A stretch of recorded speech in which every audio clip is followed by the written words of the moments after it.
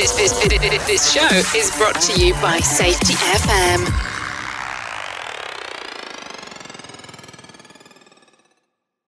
Warning, the following broadcast contains adult language, adult content, frank safety discussions, and stories that might sound unbelievable. But believe me, every one of those stories is true. We didn't start the safety war, but we are going to fight to win it. For our families, for our communities, for our workplaces, and for our lives. So next week, or the week after, I don't know how it's going to work out, I'm going to be teaching an OSHA outreach course. And it's for general industry to recent graduates of high school.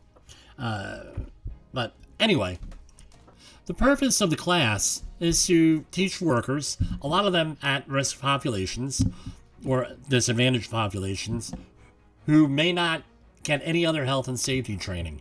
They may be at menial jobs, lower-end jobs, teenagers working on summer jobs. Who's going to give them safety training? So I'm in a program that I help and I teach people about safety. And we do this through outreach courses, either general industry, construction, or maritime. What's one of the topics? Intro to OSHA. It's always usually the first hour, even though the guidelines state you could put it at any point in there, just as long as you get your hour in, intro to OSHA, but it's normally in the first hour. What happens? We go into this and that, and this is OSHA, 1970, blah, blah, blah, April 28th.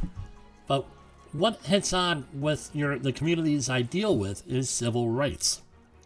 And we have, under the General Duty Clause, a right. You have a right to a safe and healthful workplace free of recognized hazards. In short, that's what it is. There's more than that, but that's what it is. And what do? I emphasize a right. That if you are in private employment with a private employer, you have a right to a safe and healthful workplace, and all of the OSHA regulations out there are built upon that premise. You're right. Maybe that's a little bit of a suggestion, if you're an outreach trainer, to talk about the rights, where you have a right for this stuff, and guess what? You have to assert that right. That's what I have for you. A real short one, short and sweet. For Safety Wars, this is Jim Polzel.